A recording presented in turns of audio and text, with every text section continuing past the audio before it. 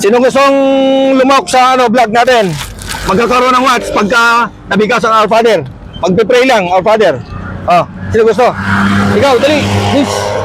Dali na, miss. Ikaw, dali. Oh, mag-pray ka lang, Our Father. Hindi kayo... Dapat marunong mag-pray. Dali, Our Father lang. Nahiya. Marunong ka mag-Our Father? Di po siya maayos na nakopronounce. Dapat mag-practice kayo. Sige, sige. Salamat. Ito, pag-aanap ulit tayo ng mga students na para maano natin sila na mag-pray. Sino gusto mag-pray? May prize na watch. Tabi kayo, tabi. Sino gusto? Our Father lang. Kung sino makabigkas, Our Father lang. Para patuloy kayong manalangin at mag-hikayat sa mga kabataan na mag-pray. May watch. Sino gusto? May prize. Our Father lang. Mag-pray lang Our Father. Dapat mabigkas sa kompleto. Sino? Ikaw gusto ka? Sino? Kailangan estudyante ang maglahok para mag-hikayat ng sige, may pray ka. May watch ka. Sige. Our Father who art in heaven. Tabi. Dito ka para maano tayo. Sige, dali. Our Father. Our Father who art in heaven, hallowed be thy name. Thy kingdom come, thy will be done on earth as it is in heaven. Give us this day our daily bread and forgive us our trespasses as we forgive those who trespass against us. And lead us not in temptation but deliver us from evil. Amen. Very good. Ano pangalan mo? Simon po. Anong grade na? Grade 8 po. Grade 8. Sige. Pili ka dito. Isa lang. Itong medyo panlalaki. Yan. Pakita mo. Ayan. Pakita mo na may watch. Yun, yan. May watch sa yung pinag-pray mo. Sino pa gusto? Mag-pray lang. Tapos, sabihin mo pati, lahat ng mga estudyante kabataan, mag-pray para bigyan tayo ng biyaya ni God. Alam mo, sabihin mo. Ano po? Kailangan tayo mag-pray mga kabataan. Kailangan tayo mag-pray mga kabataan. Yan, lumapit sa God. Lumapit sa God.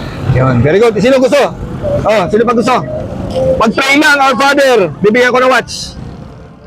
Sino gusto mag-pray? Dapat kabisado ang Our Father. Ikaw, o si Miss. Bawal mo niya. Di pwede. Hindi sila Pwedeng dalawa. Pwede ko daw Isa lang kasi isa muna ang price. Susunod lang isa. Isa lang. Ang Our Father kasi nasa Bible din yan. Kailangan bigkasin nyo. Dapat parati kayong magsimba. Sige. Yeah. Pray, dali. Sino gusto mag-pray? Magpe-pray ka, Our Father. Bibigyan ko ng watch. Mabigkas ng Our Father. Dali. Sino? Sige. Anong gagawin ko? Mag-pray lang, Our Father. Mabigkas lang, Our Father. May watch na. Dali na. Our Father. Tapos sabihin mo, mga kabataan, mga kapwa estudyante, mag-pray tayo palagi. Dali. Dali na. Our Father. Simulan mo na. Our Father who art in heaven, hallowed be thy name, thy kingdom come, thy will be done on earth as it is in heaven.